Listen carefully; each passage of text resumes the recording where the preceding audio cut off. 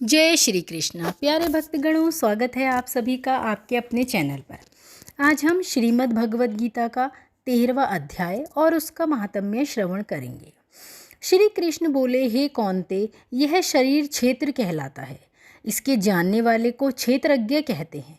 इस संपूर्ण क्षेत्र में क्षेत्रज्ञ मुझे ही जान। क्षेत्र और क्षेत्रज्ञ का जो ज्ञान है, मेरे मत से वही ज्ञान है।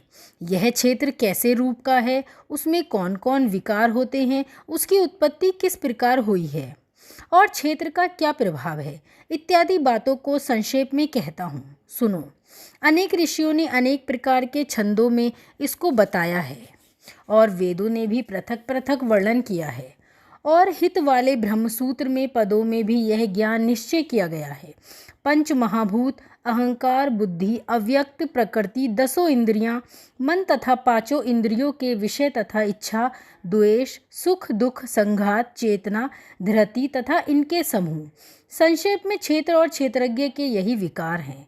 मान और पाखंड से रहित अहिंसा, सहनशीलता, सरलता, गुरु की सेवा, पवित्रता, अपने मन का संयम, इंद्रियों के संयम में विरक्त, अहंकार रहित और जन्म मृत्यु, बुढ़ापा, रोग, दुखादि दोषों को देखना, पुत्र, स्त्री, गृह इत्यादि में आसक्ति ना करना और इनमें अपने को सुखी दुखी ना मानना और इष्ट अनिष्ट की प्राप्ति में हर्ष विषाद रहित रहना, अनन्य भाव से मेरी भक्ति करना, एकांत में रहना, जन समूह में रहने से विराग, सदा स्मरण रहना कि मैं परम परमात्मा का ही अंश हूँ, ज्ञान प्राप्ति के उद्देश्य से मोक्ष को सबसे श्रेष्ठ मानना, इसे ही ज्ञान कहते हैं। इससे जो भिन्न है वह अज्ञान है।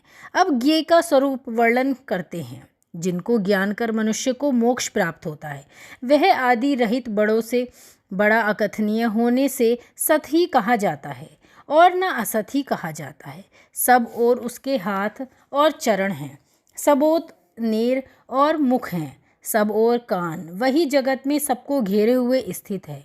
वह सब इंद्रियों के गुणों का प्रकाश है, पर उनके कोई इंद्रिय नहीं है। जिसको किसी से आसक्ति नहीं, पर जो सबका आधार है, जो स्वयं निर्गुण होने पर गुणों को भोगता है, जो सब भूतों के बाहर भीतर है तो भी चर और अचर है, जो अत्यंत सूक्ष्म होने के कारण जाना नहीं जाता, जो दूर भी है निकट भी है, जिसके विभाग नहीं होते पर जो भिन्न भिन्न भागों में विभक्त रहता है, समान रहता है, समस्त भूतों का पालन, नाश और उत्पन्न करने वाला वही ज्ञेय है।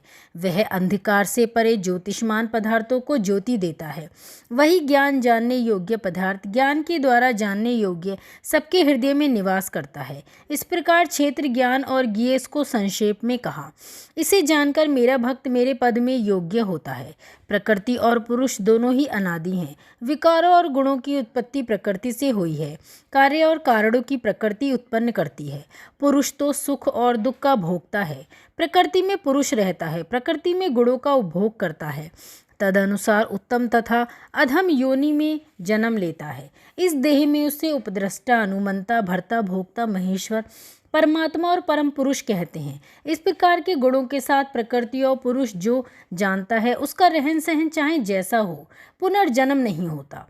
कोई ध्यान से, कोई सांख्य योग से, कोई कर्म योग के द्वारा अपने को आत्मा में देखते हैं, परंतु कोई तो इस प्रकार से न जानते हुए भी दूसरों से सुनकर ध्यान करते हैं और श्रद्धा से सुनकर वे भी मृत्यु के पार चले जाते हैं। हे अर्जुन, स्थावर या जंगम सब प्राणी क्षेत्र और क्षेत्रज्ञ के संयोग से ही होते हैं। परमेश्वर सब भूतों के समान रूप से ही भूतों के नष्ट होने पर भी उसका नाश नहीं होता। इस भांति जो देखता है वही देवता है। सबके समान रूप में स्थित परमेश्वर को देखता हुआ जो अपनी आत्मा का नाश नहीं करता, उसे उत्तम गति प्राप्त होती है।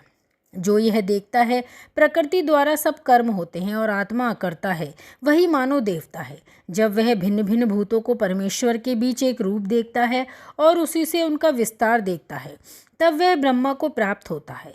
हे कौन्ते, अनादि और निर्गुण होने से परमेश्वर अव्यय है। शरीर में रहता हुआ भी वह कुछ नहीं करता, न उसमें लिप्त होता है। जैसे आकाश सर्वत्र व्याप्त होने पर भी किसी से मिलता नहीं, उसी भांति देह में सर्वत्र व्याप्त यह आत्मा भी इसमें लिप्त नहीं होती। हे अर्जुन, जैसे एक ही सूर्य सारे लोगों को प्रकाशवान करता है, वैसे ही क्षेत्रज्ञ समस्त क्षेत्र को प्रकाशित करता है। जो लोग ज्ञान दृष्टि से क्षेत्रज्ञ का भेद तथा भूतों की प्रकृति देखकर मोक्ष का उपाय जान लेते हैं, वे परम पद को पा लेते हैं। श्रीमद् भगवद गीता सूपनिषतु ब्रह्मा विद्या योग शास्त्रे श्री कृष्ण अर्जुन संवादे क्षेत्रज्ञ विभाग योगो नाम 13वां अध्याय समाप्त। 13वें अध्याय का महात्म्य। श्री नारायण जी बोले, हे लक्ष्मी, अब 13वें अध्याय का महात्म्य सुनो। दक्षिण देश में हरि नामक नगर था।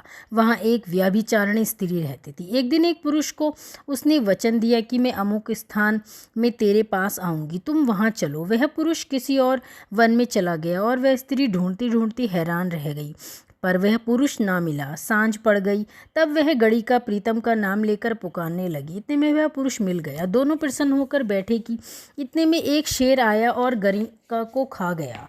वह देवदूत धर्मराज के पास गणिका को ले गए। धर्मराज ने हुक्म दिया, इसको चंडालों का जन्म दो। श्री नारायण जी कहते हैं, हे लक्ष्मी, उसने गणिका की देह त्याग कर चंडालनी देह पाई। कई दिन पीछे एक दिन नर्मदा नदी के तट पर गई। वहाँ क्या देखा, एक साधु गीता जी के 13वें अध्याय का पाठ करता है। उसने उसे सुन लिया। जब अध्याय पढ़ के भोग पाया तो तुरंत चंडालनी के प्राण छूट गए। देवी देह पाई, आकाश से विमान आए जिस पर बैठकर बैकुंठ चली गई। तब नारायण जी ने कहा, हे लक्ष्मी, यह 13वें अध्याय का महात्म्य है। जो प्रीति के साथ पढ़े उनका फल कहाँ नहीं जाता, अनजाने में पढ़े तो भी परम धाम को प्राप्त होता है। तो ये था 13वें अध्याय का महात्म्य, जो मैंने कहा और तुमने सुना। जय श्री कृष्ण।